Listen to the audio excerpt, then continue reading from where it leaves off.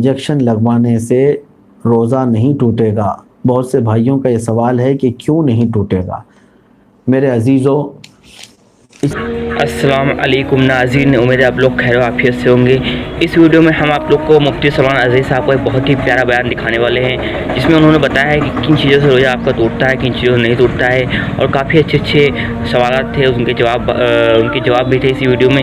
चलिए वीडियो को देखते हैं साथ में मिलकर। वीडियो पसंद आए वीडियो को लाइक करके हमारे इस चैनल दीन और दुनिया को ज़रूर सब्सक्राइब कर लेना। चलिए वीडियो को स्टार्ट करते हैं, साथ में देखते हैं। इसके लिए कानून शरीयत ने बनाया है कि रोज़ा किन चीज़ों से टूटता है। हर वो चीज़ जो तुम्हारे किसी भी हिस्से से मैदे के अंदर जाए, मैदा जिसमें हम खाना पानी सब चीज़ें दाखिल करते हैं, उसके अंदर अगर कोई चीज़ पहुंचती है तो रोज़ा टूट जाएगा। इंजेक्शन जो है डायरेक्ट मैदे में नहीं जाता, ये नसों में जाता है, तो जिसकी वजह से रोज़े के टूटे। अगरचे इसमें बाज़ अइम्मा इकराम का इख्तिलाफ है। हज़रत ग़ुलाम रसूल सईदी साहब अलैहिर्रहमा, उनका कौल तो ये था, अभी माजी करीब के एक बड़े बुज़ुर्ग हैं, शारह सही मुस्लिम हैं, शारह बुखारी हैं, तो उनका ये कौल था कि वो फरमाते कि इंजेक्शन से रोज़ा टूटता है। लेकिन हमारे अक्सर उलमाए किराम मुफ्तियान इज़ाम का यही मुत्तफ़क़ा कौल है कि इंजेक्शन लगवाने से रोज़ा नहीं टूटता।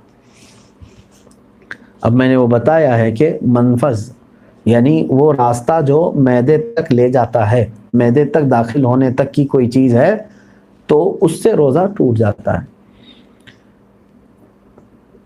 कोई दोस्त या अहबाब जो गरीब है, उसे बिना ज़ाहिर किए सिर्फ दिल में नियत करके ज़कात दे सकते हैं, बिल्कुल दे सकते हैं। सामने वाले के आप कैफियत को जानते हैं कि ये गरीब है, मुस्तहिक है, लेकिन गैरत की वजह से, हया की वजह से हाथ नहीं फैलाता, मांगता नहीं है, तो आप उसे ईदी कह कर के भी दे सकते हैं, नजराना कह कर के भी ज़कात का माल दे सकते हैं, कोई हरज नहीं है। क्योंकि उसको नियत करना ज़रूरी नहीं, ज़कात देने वाले के लिए नियत ज़रूरी है कि तुम जब दे रहे हो तब ज़कात की नियत होनी चाहिए।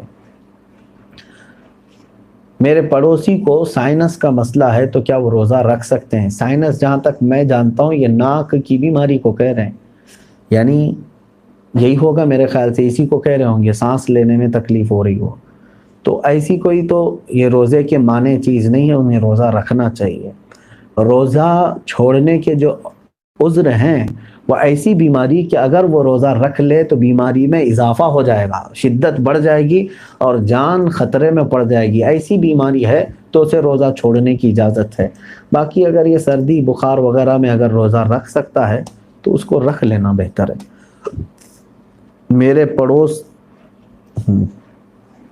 अगर हमें ये पता नहीं है कि हमारी कितनी नमाज़ें क़ज़ा हो चुकी हैं तो उसको कैसे अदा करना होगा? मसलन मेरी उम्र 24 साल है, आपको पता होना चाहिए कि आप कितने छोड़े हैं और कितने पढ़े हैं, क्योंकि जाहिर सी बात है अक़ल वाले हैं आप।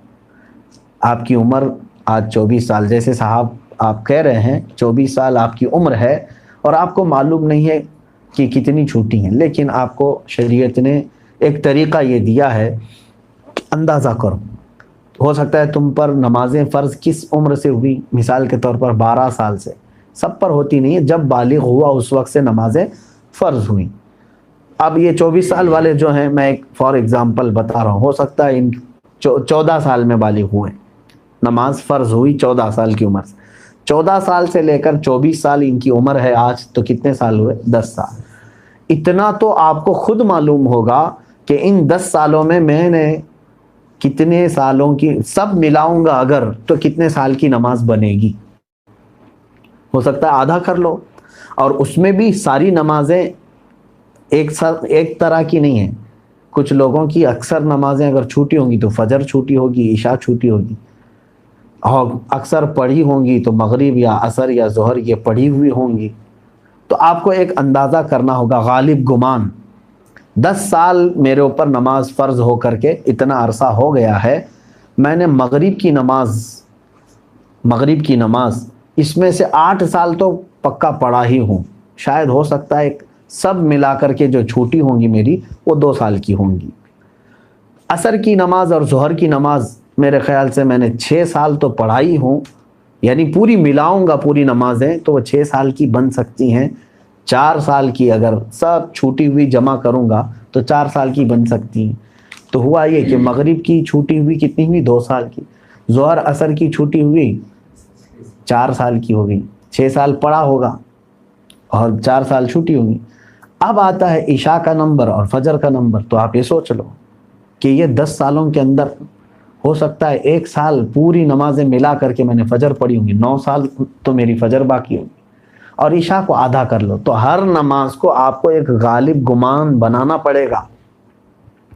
اچھا ہے کہ آپ نے 24 سال کی عمر میں سوال کیا ہے. ناظرین امید کرتا ہوں آپ لوگ کو یہ مفتی سلمان ازہری کا یہ چھوٹا سا بیان, چھوٹا سا سوال جواب کا یہ کلپ جو ہم نے آپ کو دکھایا یہ بہت زیادہ آپ کے لیے نالجبل رہا ہوگا, کیونکہ دوستو یہ جو مسئلے ہیں یہ آدمی بہت ہی زیادہ کنفیوژن میں رہتا ہے.